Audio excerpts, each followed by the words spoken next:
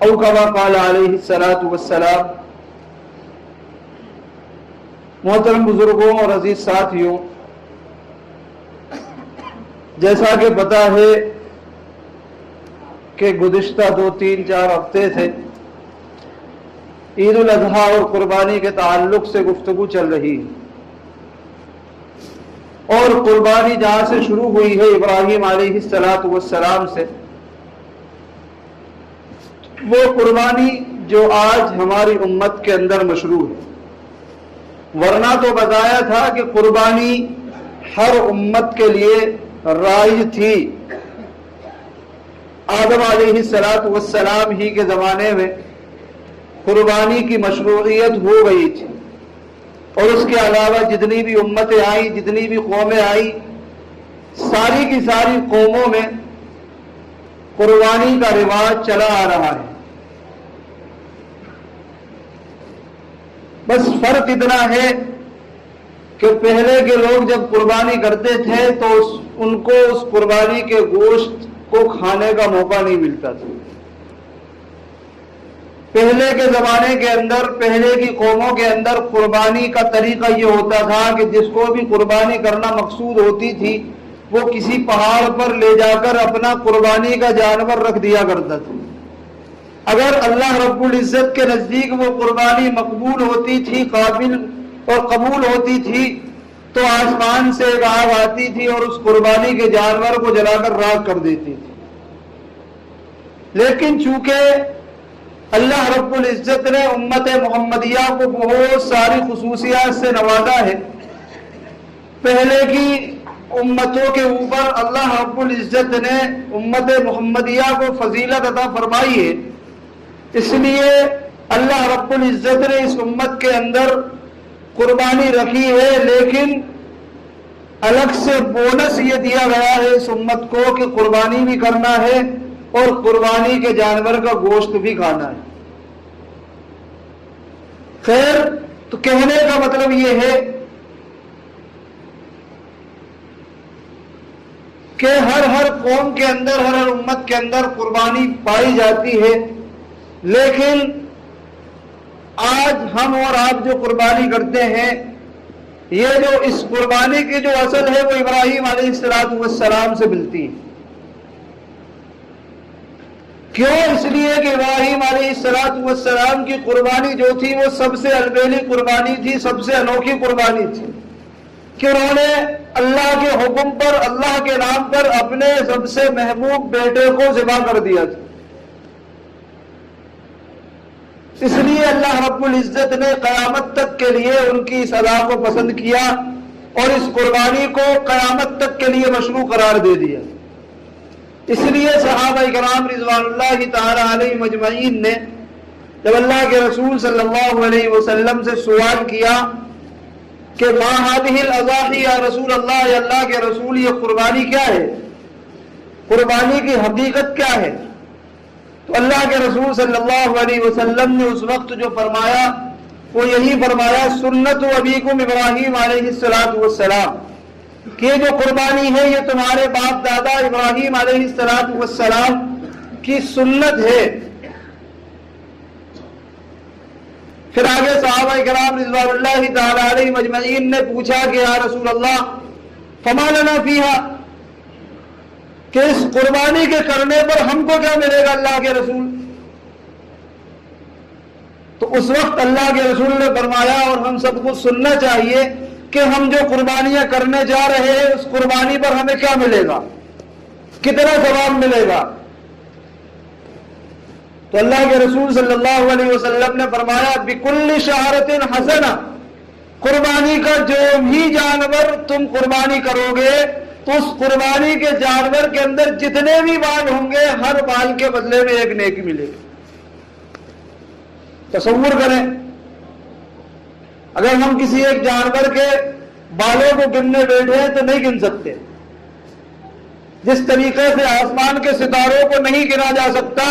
اسی طریقے سے جانور کے بدن کے بالوں کو بھی نہیں گنا جا سکتا۔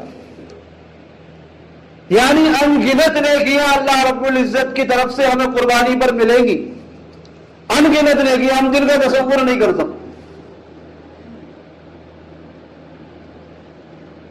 لیکن صحابہ کرام رضوان اللہ تعالی علیہم اجمعین کی جو عادت تھی وہ بہت پیاری عادت تھی. کوئی بھی چیز ان کو سمجھ میں نہیں آتی تھی تو ان کو شرم محسوس نہیں ہوتی تھی پوچھنے پر. کوئی بھی بات عجیب لگی تو اللہ کے رسول صلی اللہ علیہ وسلم جیسی شخصیت اور اللہ کے رسول صلی اللہ علیہ وسلم کا جو روب تھا، جو عظمت تھی، اس کے باوجود بھی صحابہ کرام اللہ کے رسول سے ایک ایک چھوٹی چھوٹی باتیں پوچھ لیا کرتے تھے. اور یہی مزاج آج ہمارا بھی ہونا چاہیے. آج امت سے یہ مزاج نکلتا چلا جا رہا ہے.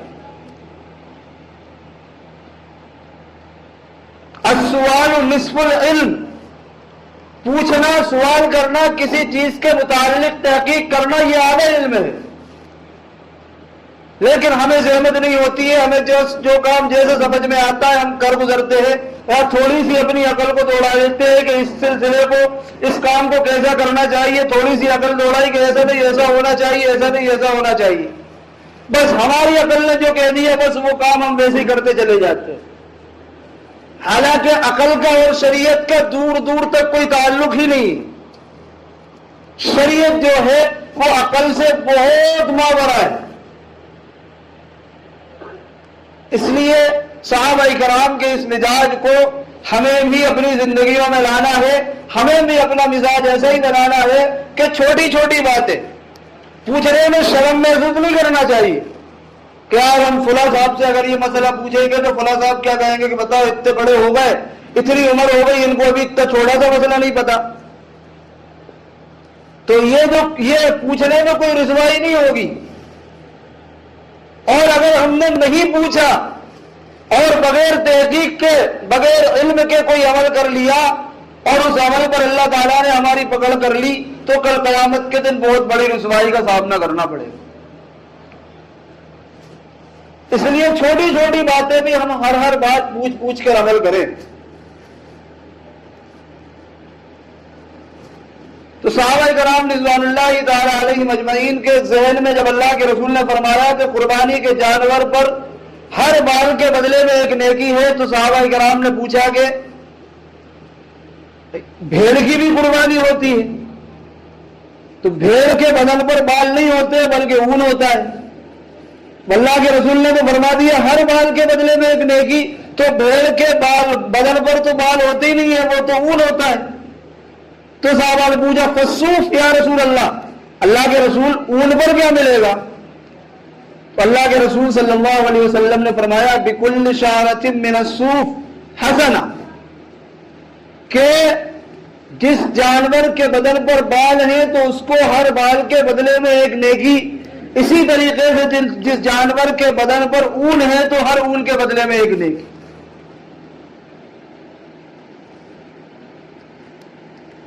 اور آگے فرمایا اللہ کے رسول صلی اللہ علیہ وسلم نے دوسری حدیث کے اندر قربانی کی اہمیت و فضیلت اور ثواب کو بتاتے ہوئے امی عائشہ رضی اللہ تعالی عنہا سے روایت ہے، سنن نسائی اور ابن ماجہ کی روایت ہے، اللہ کے رسول صلی اللہ علیہ وسلم نے فرمایا ما عمل ابن آدم من عمل یوم النحر احب الی اللہ تبارک و تعالی من احراق الدم، کہ قربانی کے جو 3 دن ہوتے ہیں ان 3 دنوں کے اندر بنی آدم، ابن آدم، انسان، مسلمان جتنے بھی اعمال کرتا ہے، جتنے بھی نیک اعمال ہیں، یہ 3 دنوں کے اندر سب سے اللہ رب العزت کو سب سے محبوب کوئی عمل ہے تو وہ قربانی کرنا ہے، خون کا بہانا ہے. سب سے محبوب عمل، اس سے محبوب کوئی عمل نہیں ہو سکتا ان 3 دنوں کے اندر. اس سے ایک بات ہمیں یہ بھی پتہ چلی کہ جیسے آج نئے نئے مزاج کے لوگ آ رہے ہیں، گریجویٹڈ لوگ آ رہے ہیں، اپنی عقلوں کو دوڑاتے ہیں اور پتہ نہیں کون کون سے فلسفے لا کر امت کو گمراہ کرنے کی کوشش کرتے ہیں. ایسے ہی ابھی جیسے ہی بقرعید کے دن قریب آئیں گے تو ہماری سوشل میڈیا پر بھی یہ کچھ خبریں گردش کریں گی. واٹس ایپ پر بھی ہمیں سے دیکھنے کو ملے گا، فیس بک پر، یوٹیوب پر کچھ نئے خیالات، جدید خیالات کے لوگ آ کر یہ کہیں گے کہ بھائی یہ بات تو سمجھ میں نہیں آتی، غریبوں کی مدد ہی اگر کرنا ہے تو جانور کو قربان کرنے کی کیا ضرورت ہے، خون بہانے کی کیا ضرورت ہے؟ غریبوں کی مدد کرنا مقصود ہے تو غریبوں کو پیسے صدقہ کرو، اس میں زیادہ غریبوں کی مدد ہوگی۔ جانور قربانی کرنے کا کیا فائدہ؟ ایسے باقاعدہ ابھی ہمارے سامنے آئیں گی ایسی چیزیں، اور چونکہ ہمیں علم نہیں ہوگا اس لیے یہ خوبصورت بات ہمیں لگے گی اور ہو سکتا ہے ہم متاثر بھی ہو جائیں اس سے۔ اس لیے ابھی اس حدیث کے اندر ان سارے کے سارے لوگوں کا اس کا جواب، سارے کے سارے لوگوں کا جواب ہمیں مل گیا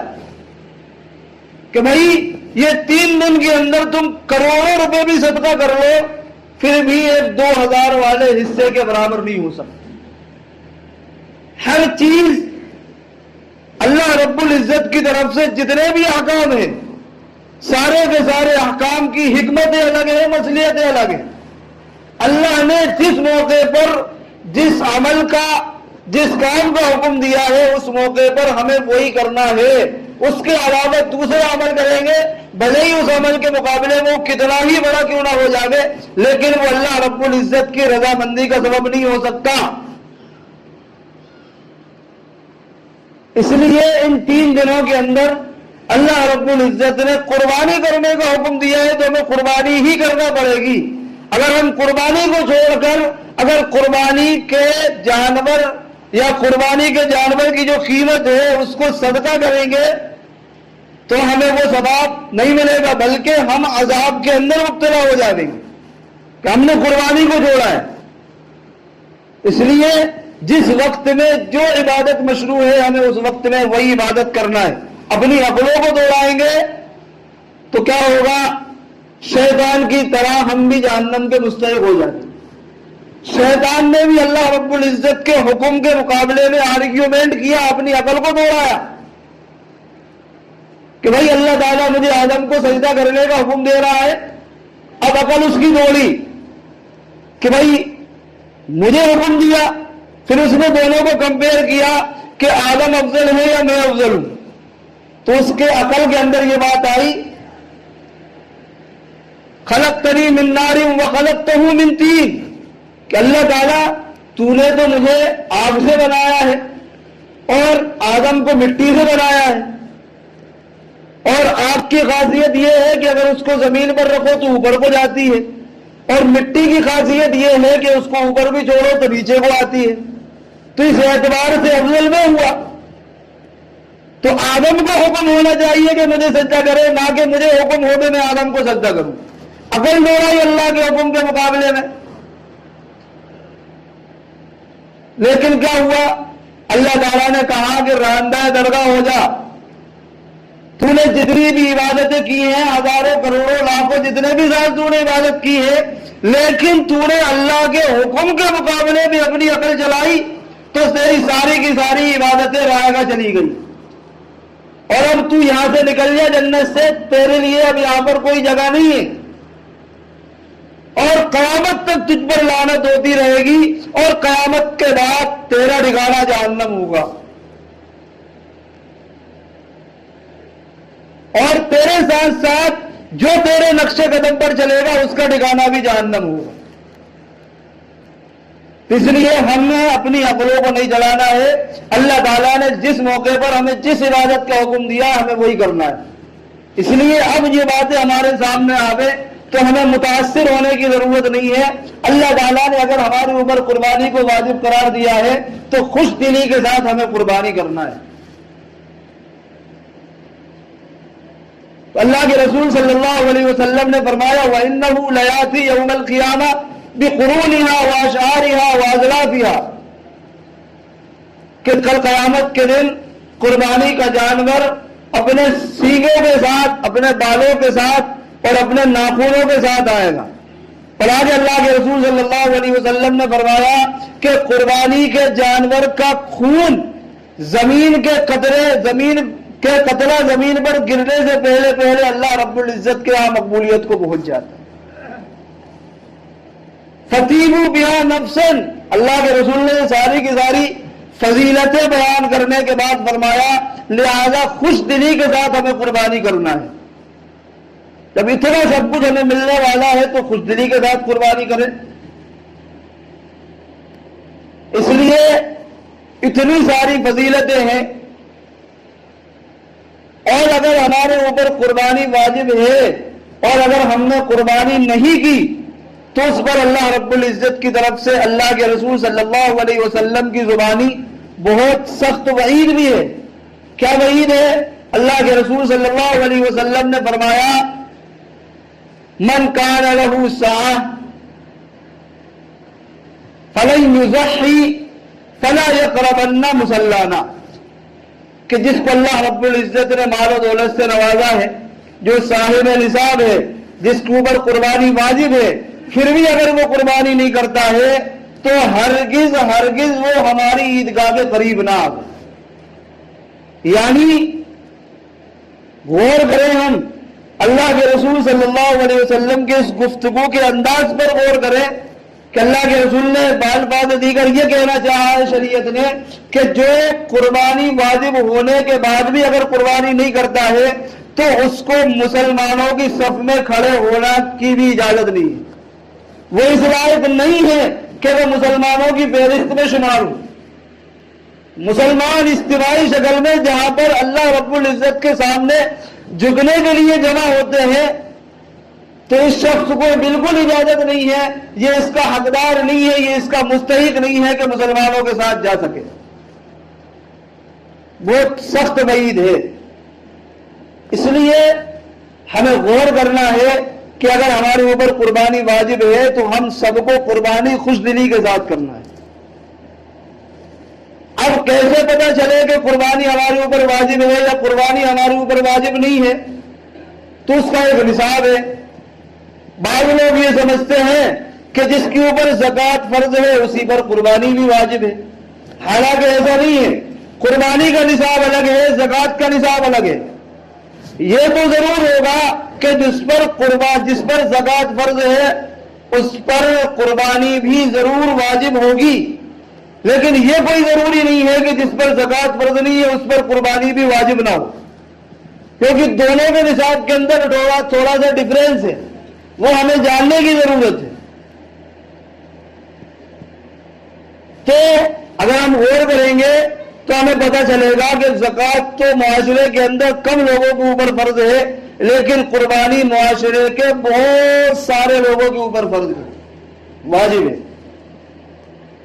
صدقہ فطر اور قربانی کا نصاب ایک ہے، جس کے اوپر صدقہ فطر ضروری ہے اس کے اوپر قربانی بھی ضروری ہے۔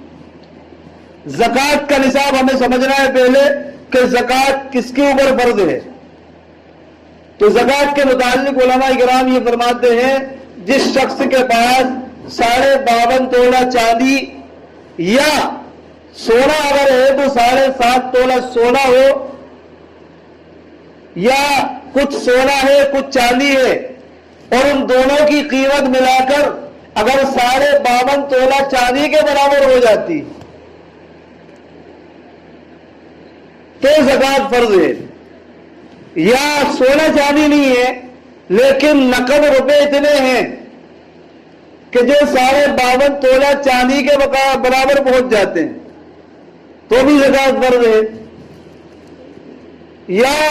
سونا چاندی بھی نہیں ہے، نقد روپے بھی نہیں ہے، لیکن سامان تجارت، ایسی چیزیں جو ہم نے بیچنے کے لیے خریدی، جن کے ذریعے ہم کاروبار کرتے ہیں، وہ اتنا سامان ہے، اگر وہ سامان ہمارا 52.5 تولہ چاندی کے برابر پہنچ جاتا ہے تو بھی زکوٰۃ فرض ہو جاتی ہے۔ لیکن زکوٰۃ کے فرض ہونے کے لیے ضروری ہے سال کا گزرنا، کتنے روپے ہوں، اتنے پیسے ہوں، اتنا نصاب ہو، اور اس نصاب پر پورا کا پورا سال بھی گزر جائے تب جا کر زکوٰۃ فرض ہوتی ہے۔ تو پتہ چلا زکوٰۃ کے اندر سب سے پہلی چیز سونا چاندی ہو، یا نقد روپے ہو، یا ضرورت سے زائد سامان ہو، اور وہ تجارت کی غرض سے ہو یا مال تجارت ہو، اور اس پر سال بھی گزر جائے۔ جیسے اس طریقے سے تقریباً 4 چیزیں ہوئی، سونا چاندی ہو، نقد روپے ہو، یا تجارت کے لیے کوئی سامان ہو، اور اس پر سال بھی گزر جاوے، تو اگر یہ چیزیں ہیں تو اس کے اوپر زکوٰۃ فرض ہے۔ لیکن ضرورت سے زائد سامان ہے ہمارے پاس جو ابھی ہماری ضرورت میں نہیں آتا ہے، لیکن وہ سامان ہم نے تجارت کے لیے نہیں رکھا ہوا ہے، بس وہ ضرورت سے زائد سامان ہے لیکن وہ پڑا ہوا ہے، وہ بیچنے کے لیے نہیں ہے، اس کے ذریعے سے ہم کاروبار نہیں کرتے ہیں، تو یہ سارا کا سارا سامان زکوٰۃ کے نصاب کے اندر شامل نہیں ہوگا۔ لیکن قربانی کا جو نصاب ہے تو اس میں 3-4 چیزیں تو یہی ہے کہ سونا چاندی ہو اتنا جتنا بتایا ہے، یا نقد روپے ہو اتنے جتنے بتائے ہیں، یا سامان تجارت ہو۔ ایک الگ چیز جو زکوٰۃ کے نصاب سے الگ ہے، جو قربانی اور زکوٰۃ کے نصاب کو الگ الگ کرتی ہے، وہ یہ ہے کہ اگر ہماری ضرورت سے زائد کوئی سامان ہمارے گھر کے اندر رکھا ہوا ہے اور اس سامان کی قیمت اگر 52.5 تولہ چاندی کے برابر پہنچ جاتی ہے تو یہ قربانی کے نصاب کے اندر یہ چیزیں شامل ہو جائیں گی۔ زکوٰۃ کے نصاب کے اندر یہ چیزیں شامل نہیں ہوں گی کیونکہ وہ تجارت کے لیے نہیں ہے،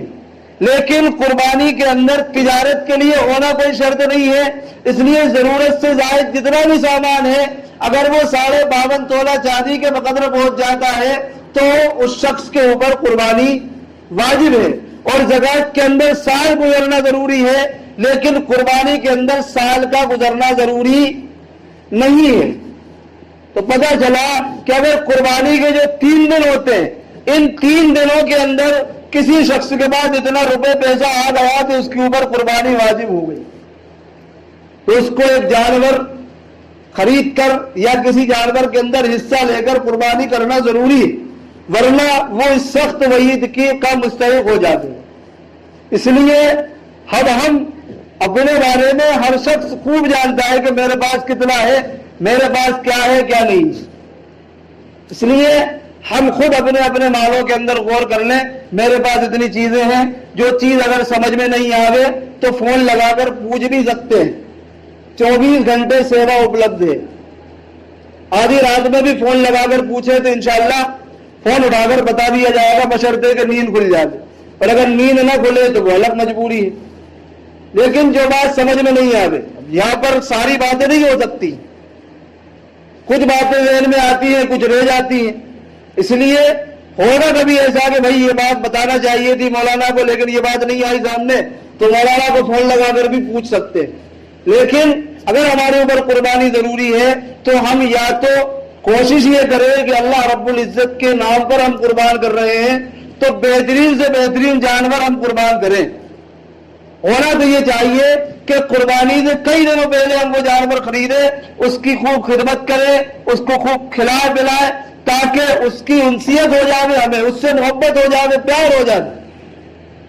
تاکہ جب ہم قربان کریں تو ہمارے دل میں بھی تھوڑی سی تکلیف ہو، تاکہ جانور کی قربانی کے ساتھ ساتھ ہمارے جذبات کی قربانی بھی اللہ تعالیٰ کے نام پر قربان ہو جائے۔ اس لیے بہتر تو یہ ہے کہ بہترین سے بہترین جانور ہمیں قربان کرنا ہے، اور اگر اللہ تعالیٰ نے گنجائش اتنی نہیں دی ہے تو ہم بڑے جانور کے اندر ایک حصہ لے لیں، 2000 کا حصہ، 1500 کا حصہ، ہر قسم کے حصے ملتے ہیں، لیکن قربانی ہرگز نہ چھوڑیں۔ اگر گنجائش نہیں ہے تو کم سے کم کا حصہ لے لیں لیکن قربانی ضرور کریں۔ اب قربانی کس نیت سے کرنا ہے، کس نوعیت سے کرنا ہے، قربانی کا جانور کیسا ہونا چاہیے اور کیا کیا عیوب نہیں ہونا چاہیے قربانی کے جانور میں، وہ انشاءاللہ اگلے ہفتے کے اندر بیان کیا جائے گا۔ ابھی شاید 2 ہفتے ہو رہے ہیں تو انشاءاللہ یہ 2 ہفتوں کے اندر بھی کچھ ضروری باتیں ہمارے سامنے آئیں گی۔ لیکن اس کے علاوہ ایک دوسری بات یہ ہے، الحمدللہ